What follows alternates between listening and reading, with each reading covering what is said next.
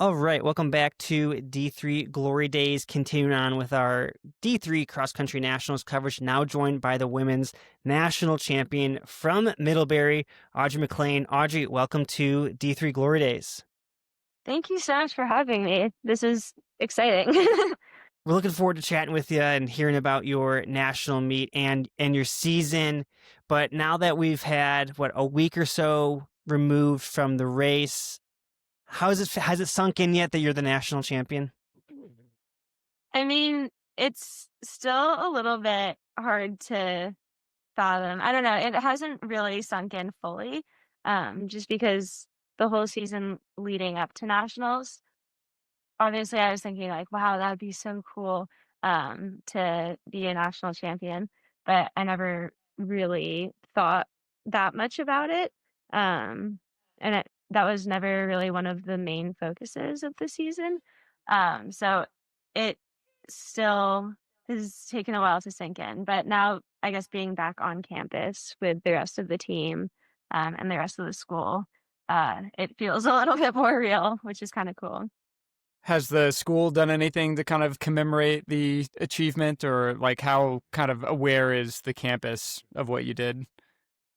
I mean, I think that a lot of the student body is aware, just because, I mean, social media, there were a lot of things on Instagram, I believe.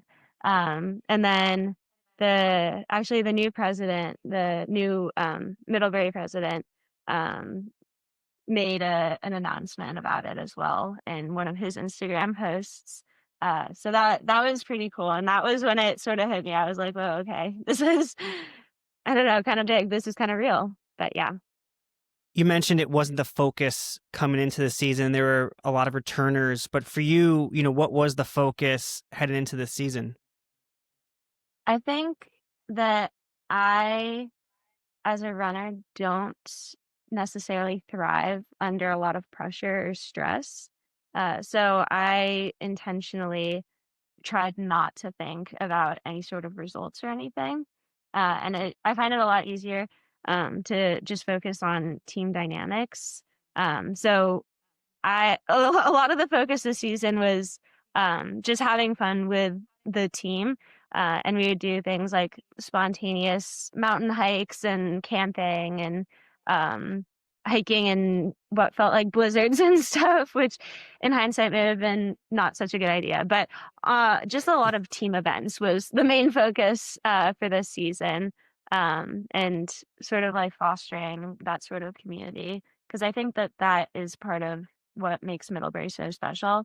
And the entire reason why I chose to run at Middlebury is because everybody is so collectively focused. There's very little individual drive, I guess, which makes it honestly a lot easier to get through the training every day. When you have all of your best friends surrounding you doing the same thing, keeping you accountable and making it so much fun. So just trying to continue that community.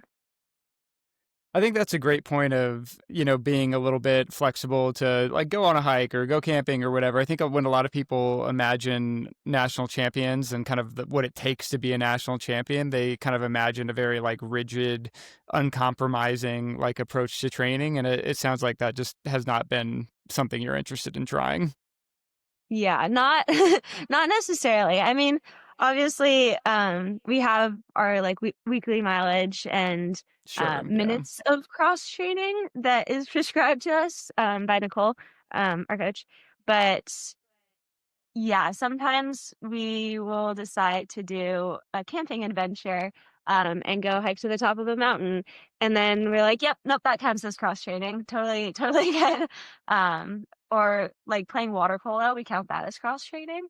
So just a Water bunch polo of, is hard. I think yeah, water it polo is I've really heard is like hard. very I, challenging. Yeah. I did not expect it to be that challenging, but yeah, it really is a good workout. So I think that's a good thing for cross training. But yeah, I I think just being too regimented, um, it makes it takes the joy out of the running a little bit more.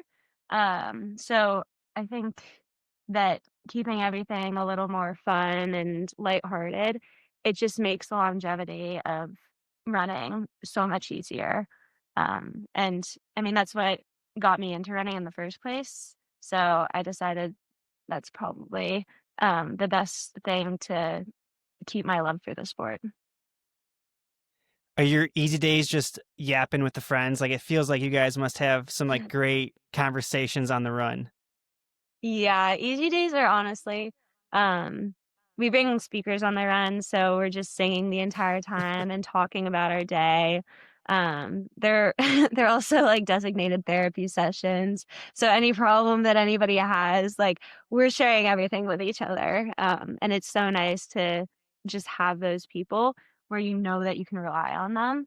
And it makes it really exciting to go to practice every day, especially for those easy days, yeah. So you had kind of this daydream of being a national champion, right? But you weren't putting too much pressure on it. I'm curious if as the season developed and you started racking up some wins, runner-up finish at Paul Short, if there were ever any moments of like conversation with either teammates or your coach where that kind of daydream started to feel like more of a reality. With some teammates, yes, definitely. Um, I mean, I think I don't know, some people would get super excited about certain results, and they'd be like, "Oh my gosh, you're so gonna win nationals," and I'd sort of brush it off like, I don't know." I think that my coach definitely knew, um, I mean, after and she holds office hours every Monday, and, like, I talk with her about so many things not running related, so, like, we know each other really well at this point, which I love, but yeah, after 3 years, she knows that, uh, stress and pressure isn't necessarily the best thing for me, so I never really talked much about it with her. We were sort of sticking to like baby steps and all right, like what are we gonna do now? Focusing on like everything week by week. So yes, there was a little bit of talk between teammates, but not not much between me and my coach at least. I think it's great to hear that, you get stressed or you get nervous and you don't handle it well, so you kind of just avoid it. But are there certain things that you do to kind of cope with it on race day? Because I think when you hear national champions, you think like they're super mentally strong, they're not nervous, like they can handle the pressure. So, like, what do you do that maybe others can learn from that's worked for you? I think that handling pressure for everybody is so individual. I mean, I know that a lot of my teammates like to like go off and put their headphones in and listen to their pre-race songs and just like have that time with themselves and their thoughts. And then other teammates like to be like dancing around, singing, playing the speaker, and then like getting like their hair done. We always have like glam the night before and the morning of, where we do each other's hair. We put like hair tinsel in, do a bunch of like paw prints and glitter and stuff. For me, that's a big de-stressor, which I love that we have that culture on our team and that tradition. And then I mean, a couple of pre-race songs, I guess, that I always listen to before every race. What are So they? that's You got to tell us what they are. my my main one, and I guess it's not necessarily a common pre-race song, and I don't know if you guys have heard of it, but it's called "Tightrope" by Walk the Moon. That's that's my We'll main look it pre-race I up. know song that I Walk the listen to. Moon, but not Tightrope. One of my favorite songs, You but got to whenever drop the whole I listen to playlist. it yeah, I do have a pre-race playlist, um, and it's not that long, but it has a few good songs in there. And then whenever I hear the songs out of context, it always makes me think of racing, which I guess is a good and bad thing, but yeah. So I guess those are the main things that help me de-stress. And then also just distracting myself by talking with teammates and everything of that sort. So I've definitely gotten better at managing the stress throughout my 3 years here. Um, and yeah, I think for other people, you just have to sort of over time figure out what works for you. Um, but yeah, what works for me is being with all of my teammates. Stu, we should do a pre-race playlist where each All-American submits like their pre-race song. Ooh, and we They're, share it out. yeah, they're just an idea before I get to my next question. But I'd anyway, be let's interested in seeing what other people's pre-race songs are. that that's what I'm saying. I think it'd be kind of cool for everybody to see, because everybody has one. I think. I mean, this is part of it. It But would just I feel like it would ebb and flow of like people's tastes of like hype music versus not hype versus chill. yeah, It'd be fun. I bet there's some weird stuff in there like you Yeah. wouldn't expect, for sure. Let's talk about the race a little bit. I think from the commentary booth from the outside, it was widely expected to be like a two-way duel, including yourself. And the race got out maybe in a way we didn't expect, with MIT making like a very hard charge out the front. And so I guess my I did two-part not question for expect you, that either. That was definitely yeah, my I guess my two-part question for you is kind of how did you imagine the beginning of the race playing out, and then what was your reaction to kind of what actually happened?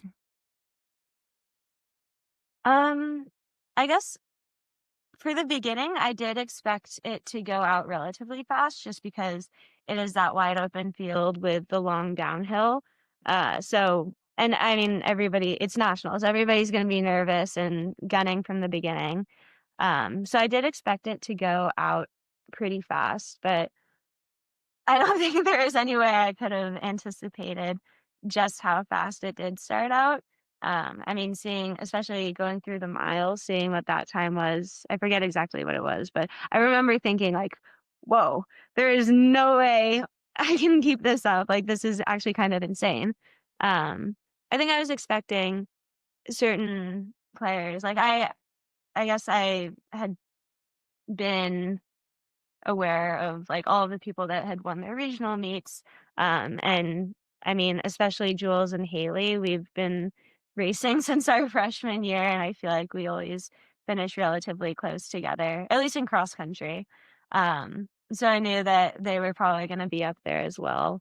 And it is kind of cool to keep coming back and seeing those same people, because they are really fun people to be able to talk with. But yes, so I knew that there were going to be certain players, um, and then I think it was Kate Sanderson who especially took it out very fast. And I mean, I know that she is very fast, so I was like, oh no, I have to keep up with her and stay with her. And so slowly at the beginning, I was just trying to um, reel her in closer and closer. And then going through the 1 mile, seeing how fast we were going, I was definitely very surprised.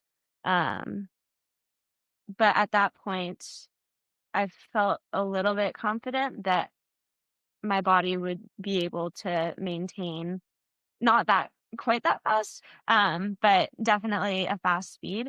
So I was like, okay, I'm just gonna try to keep this speed, like dig into the pain cave and like do whatever it takes to um, keep up the momentum. And that was sort of everything that was going through my head the rest of the race. I kept convincing myself that there was somebody right behind me. And there's one part about halfway through or something, that I looked back and there was a bit of a gap. But then I just like kept running, and then my brain again was like, nope, that your eyes were deceiving you. There's definitely somebody right behind you. You got to keep going. So I was just telling myself that I had to keep that same momentum up from the beginning.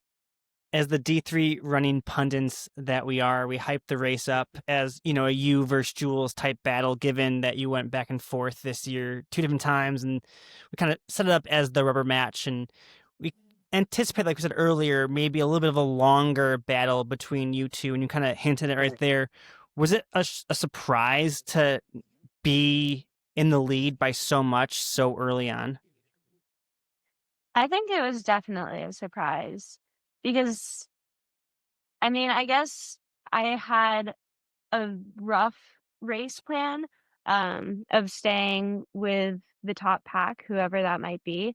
And yeah, I like did definitely expect Jules to be up there because she usually takes out the races pretty fast and might race similar to me in that we just like from the beginning try to keep the same speed.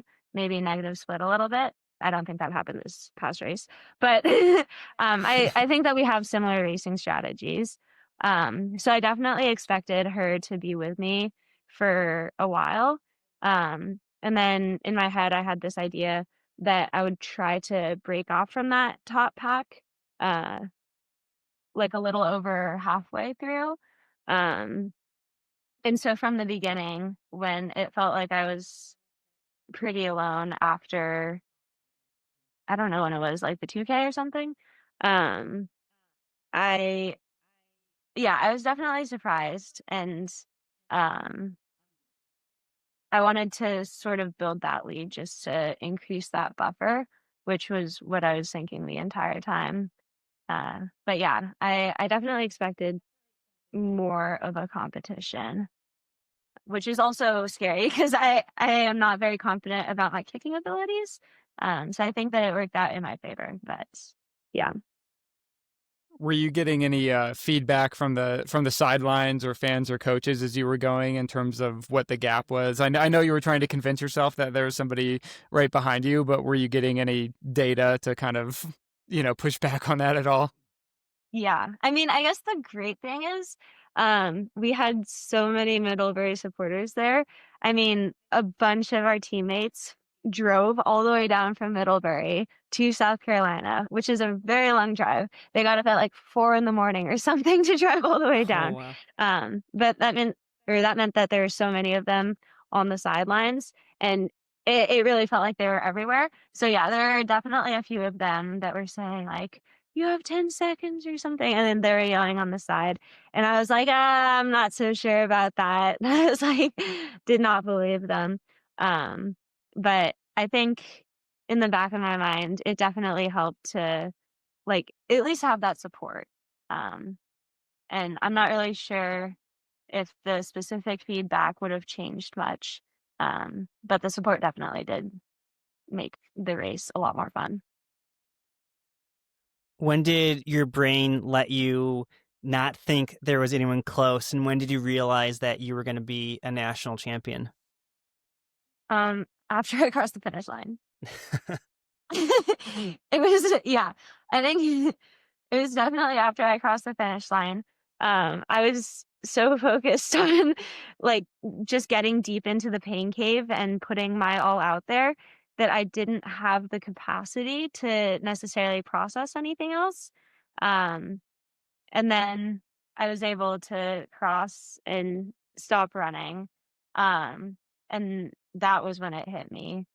I think that there's a video or on the replay, when I crossed the finish line and then I, like, covered my mouth. That was when I sort of realized, and it was a crazy feeling, but yeah. What were some of the first interactions you had with other people, right after you crossed the finish line? Do you remember any of those moments?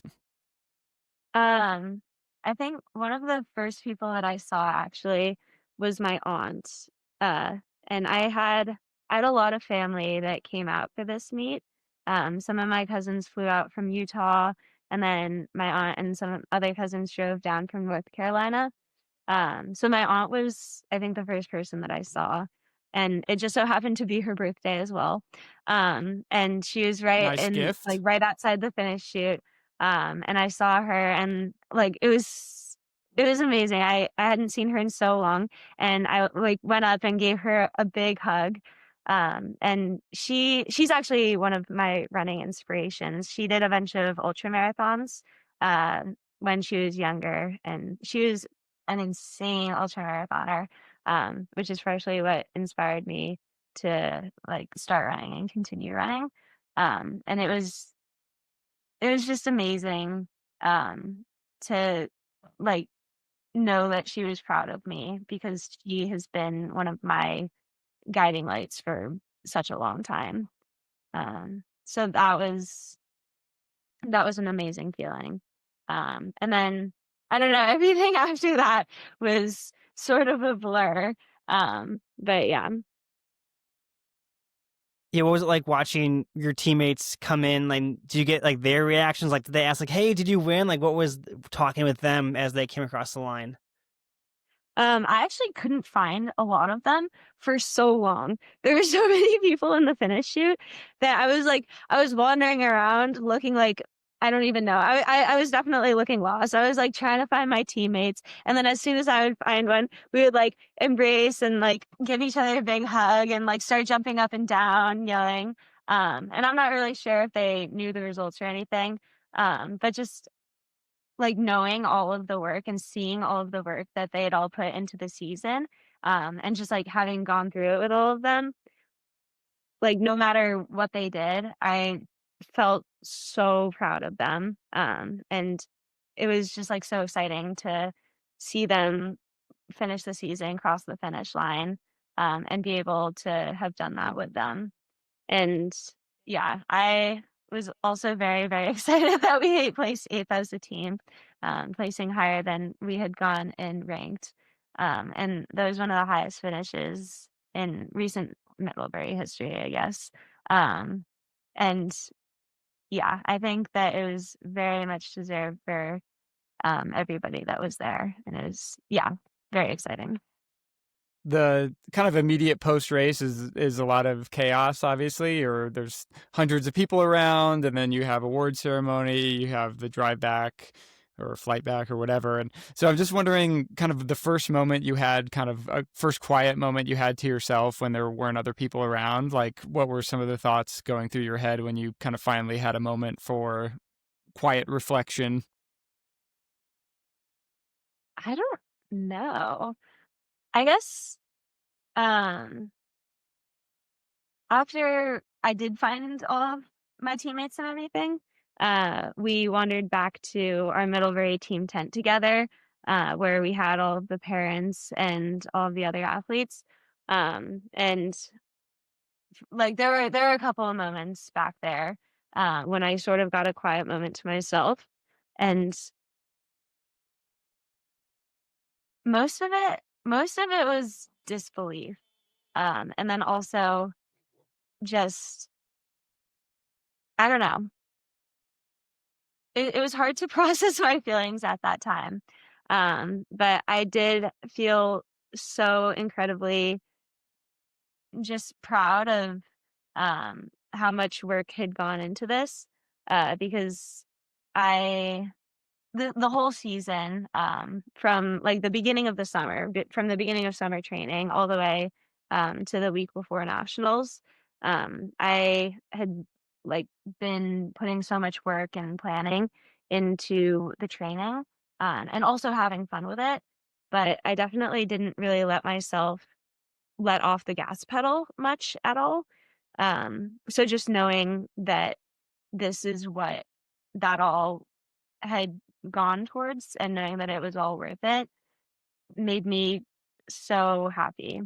Um, and then it was also only back at the tent that I learned how well the team had done. And then that was just the cherry on top. And honestly, that may have elicited even more of a reaction, um, for me at least, than the personal result. But yeah. So I'm catching you're a big team player. When you look at your results and you, at least from Tiefers, it says 6 of the 7 are coming back. You only had one senior on paper. Does that get you really fired up, especially knowing you guys just finished 8th and you return 6 or 7? Yeah, I am so excited about that, especially because I feel like with our, training that Nicole's been giving us, we've been so good about reducing the amount of injury that we have on the team, and there I mean, I think on any team, there's always gonna be some injury, so people are still coming back from that.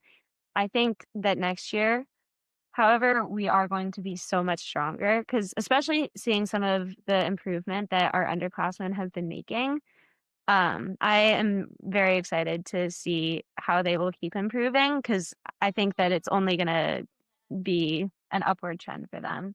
And, I think I'm not really sure um, how fast some of our recruits are. But I mean, we'll see what happens with that. But yeah, I think that our team is definitely going in an upwards direction, which is very, very exciting. And yeah, definitely very sad to lose our seniors just because they were such a big personality presence on the team, and it's going to be impossible to replace that.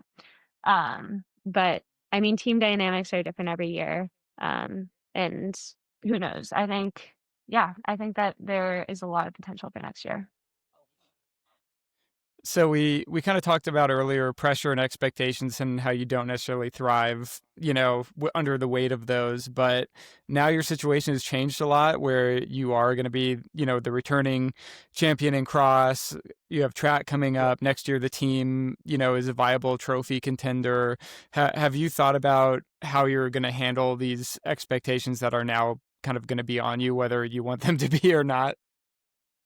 As Noah just Um, throws it all on you right now. well, This is it's hard. This is hard actually hitting journalism.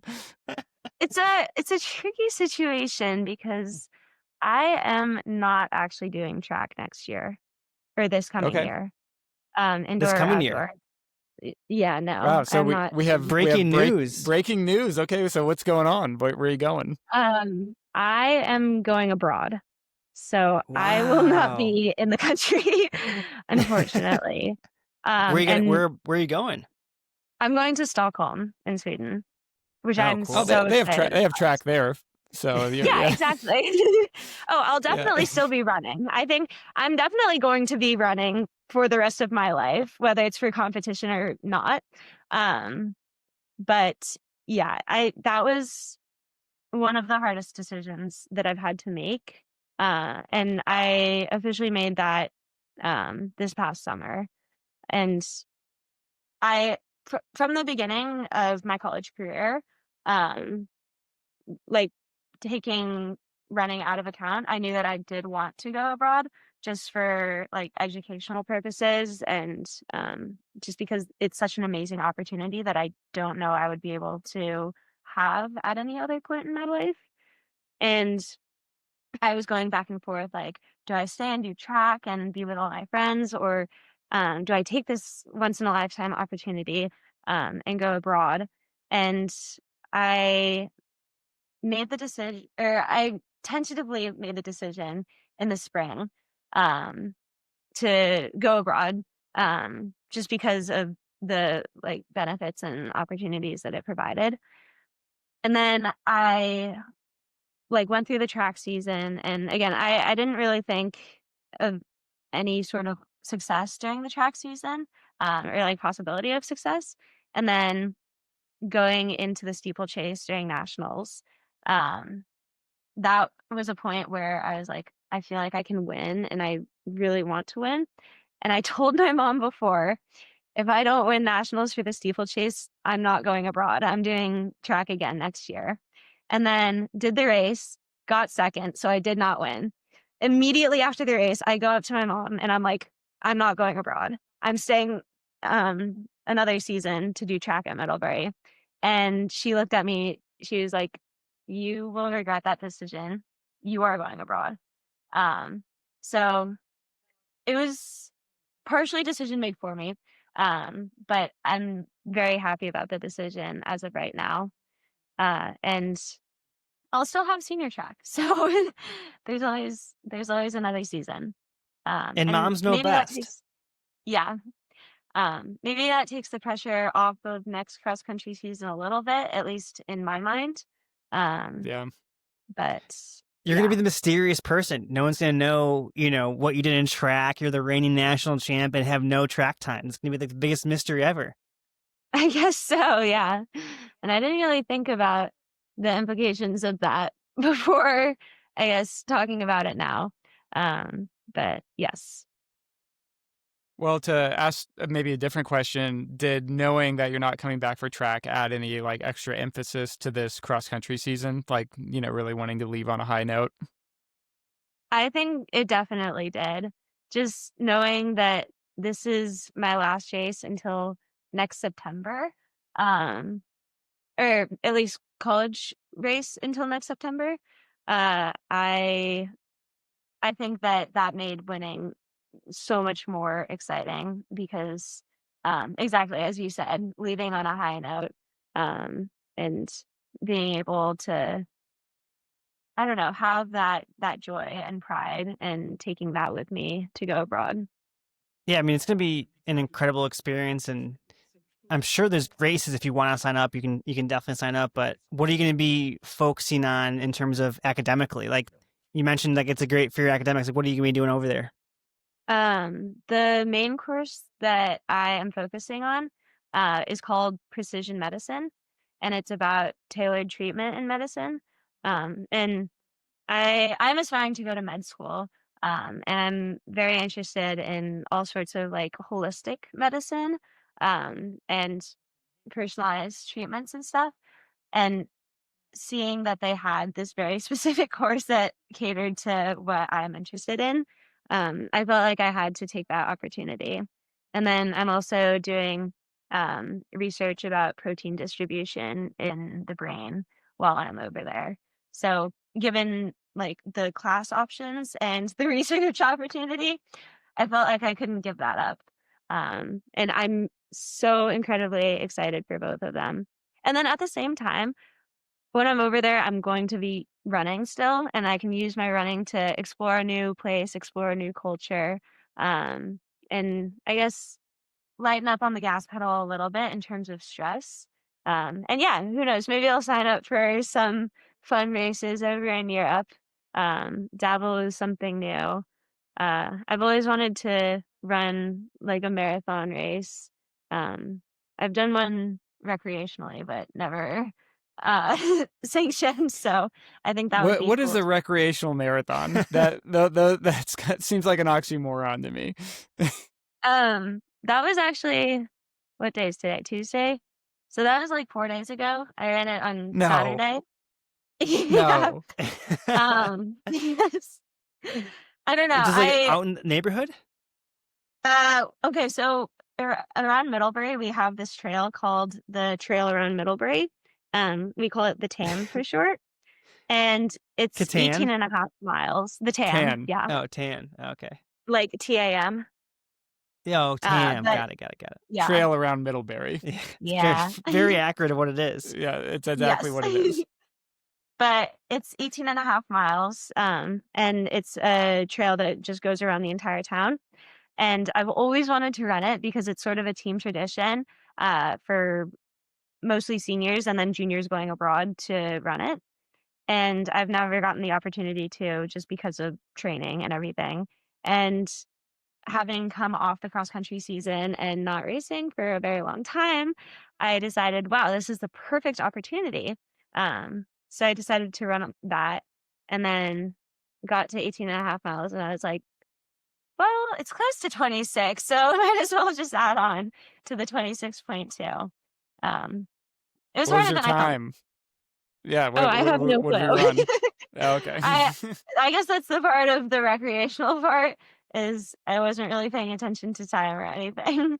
Um, but yeah, it was so fun to like have that opportunity to explore the town, and do something fun like that. I don't know. I started my running career as a trail runner.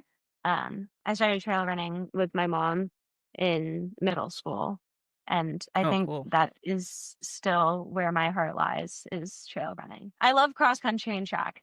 Um, but after college, I will definitely be getting more into the trails. So from a serious side of running, because obviously running a marathon just off cross country season is impressive. What did your training look like in terms of weekly mileage and your long run, just so we can get an idea of where this marathon came from? I mean, I guess it made it easier to run it because this year, this is the highest weekly mileage that I have been doing. I since freshman year, I've been slowly building up just because in high school I would do much lower mileage. Um, I don't even think that I tracked mileage in high school. But this year, I mean, I guess I was doing around 60 miles a week or something like that. And then a little bit of cross training on the side. And then long runs. Um, the thing about the Middlebury training is everything is very personalized, so everybody's doing different mileage. So people would do between like 9 miles, and then I would sometimes go up to as high as like 14 or 15 for long runs. Um, and it was really fun because like we would always do the first 9 miles or however short people are going together. And then if people weren't going as long as 15, then I would have a couple solo miles to sort of sit with my thoughts and um, be able to have that time to myself. So that was sort of the training for this year. But yeah, definitely higher mileage this year compared to previous years. Do you intend to continue progressing that, or did this feel like kind of the perfect amount this year?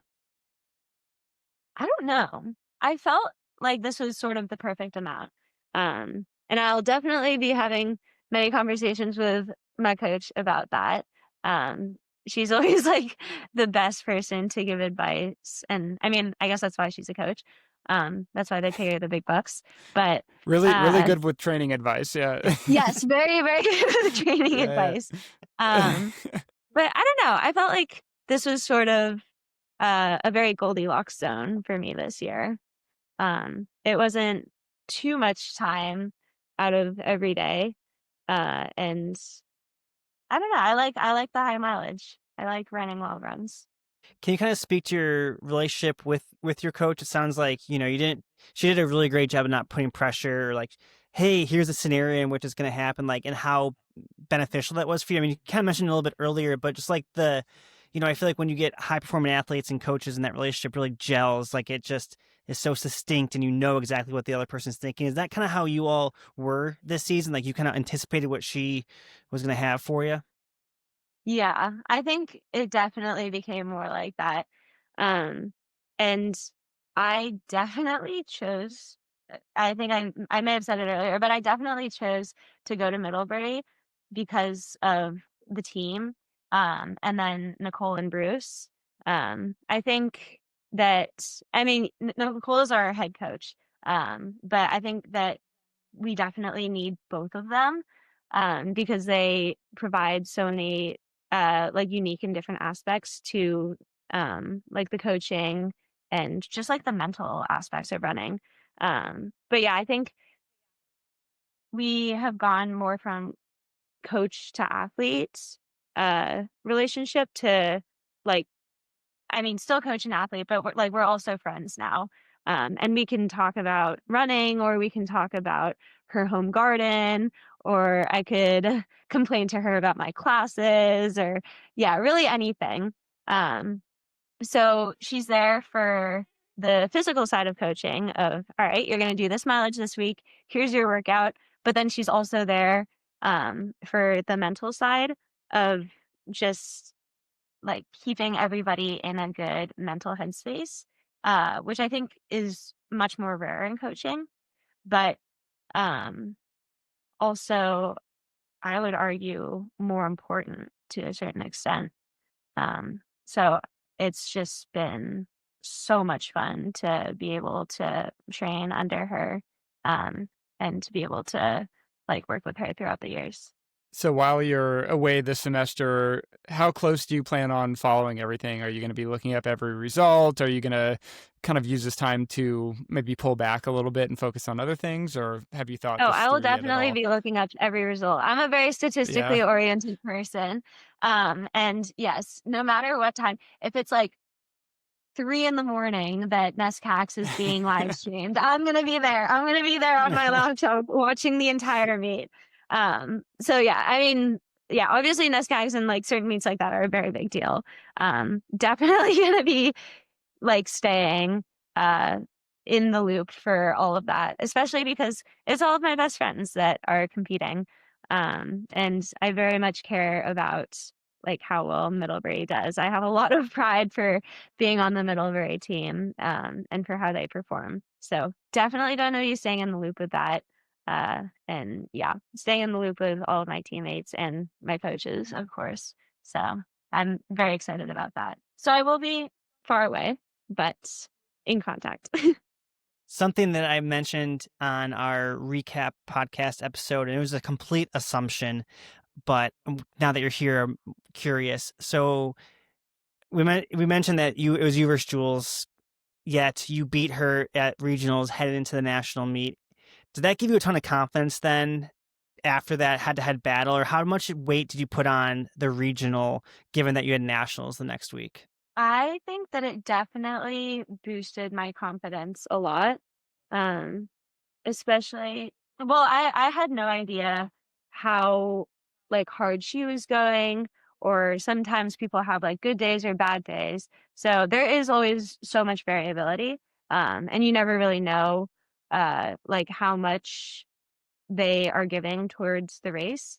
It definitely boosted my confidence because during the regional meet, um, I Mm, like, towards the end of the season, when I have been doing harder workouts or meets like that, I've been feeling more of this flow state where running just feels so natural, and so much fun.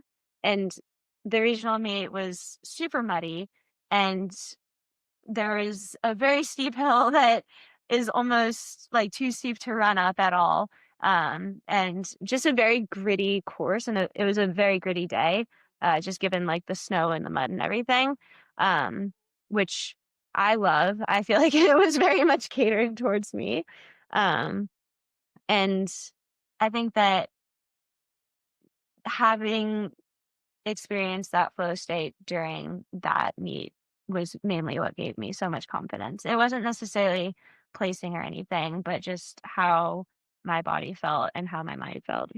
With all your wins this year, we had a lot of people sending in photos so we can make a graphic of, your win. And each one, I noticed, like, you always had a smile, or you just looked so happy coming down the finish line. And like, even the national meet, you put up the W, you put down the M, and we'll ask, I guess that's my first part question is, what do those two mean? And then two, it sounds like you have a lot of fun running out there, but when you're coming on that last 50 meters or so, like, is it just a static? Like, where are all these smiles coming from? I feel like everyone's gonna be hurting at the finish line, and you're feeling looking like a million bucks.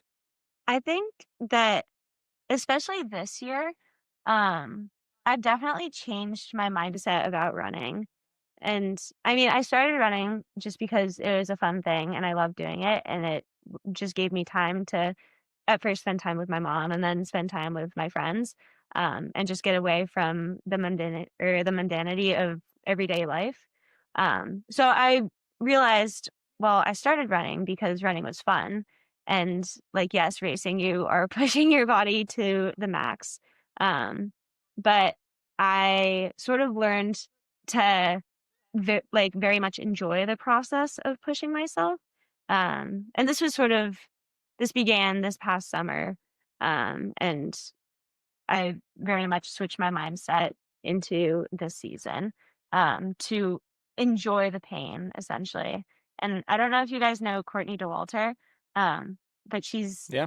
a very, very impressive ultra marathoner. And I just think she's the coolest person ever.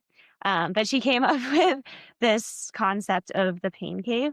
Um, and having heard about that, I like, latched onto that idea and I ran with it. I guess sort of literally almost. But I guess from that point on, my goal of every race wasn't necessarily any time or place-based thing, but how far can I explore the pain cave? Like, how deep can I go into it? And so it's sort of this fun challenge of like exploring, rather than dreading the pain or not like, yeah, dreading the work that you have to put into it. Because I think sometimes people think that they train to make the running feel easier because hypothetically you're stronger. But I think more than anything, it's training the mind to be able to handle the pain more. And that is where the success can come from. Um, so having changed my mindset for that, all of the races became more fun challenges rather than dreaded challenges. And I have recently been having so much more fun with running. And I think that just being in love with the sport and being in love with the process, that is the main thing that leads to success. not necessarily the regiment or the training or anything, but being so like obsessed with it and having so much fun with it that it is this very sustainable thing. And yeah. And then I guess for the W and the M, that was something that one of our freshmen, Claire, which I mean, she was all American. She's also crazy badass. She's so cool and so fast, very dedicated. But she is the one who came up with that. We were making this video where we would all, or like all of the whole team was stuffed into one of the porta potties, and then we had the video of us Oh each God. coming out and like doing something.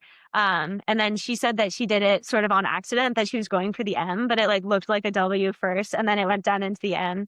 And rewatching the video, everybody was like, "Whoa, that's so cool! Like, where did you come up with that?" And she was like, "Oh, it was like kind of an accident, but yeah, I guess it totally works." But yeah, I guess it was sort of like winning for Middlebury, and then like M for Middlebury. So that was Oh, the that was the origin. caption too. I just Yeah. guessed. So I guess they got whoever wrote that caption, they got the the message of it. Sweet. Because I couldn't tell if it like similar what you just said, like if it was like a mistake or like that was like what you were intending to do, but it was great. Yeah. I guess the origin of it was technically a mistake, but now um Yeah. it has Now it become lives in more of an famous, or intentional yeah, it thing. lives in history. Well, Audrey, congratulations on a great year. Good luck in your semester abroad. We're looking forward to your return next year. And, one day when you're a doctor, just keep in mind that this program is partially supported by listener donations. Yes. Very excited for abroad, but very, very excited for next semester as well. Or next cross country season.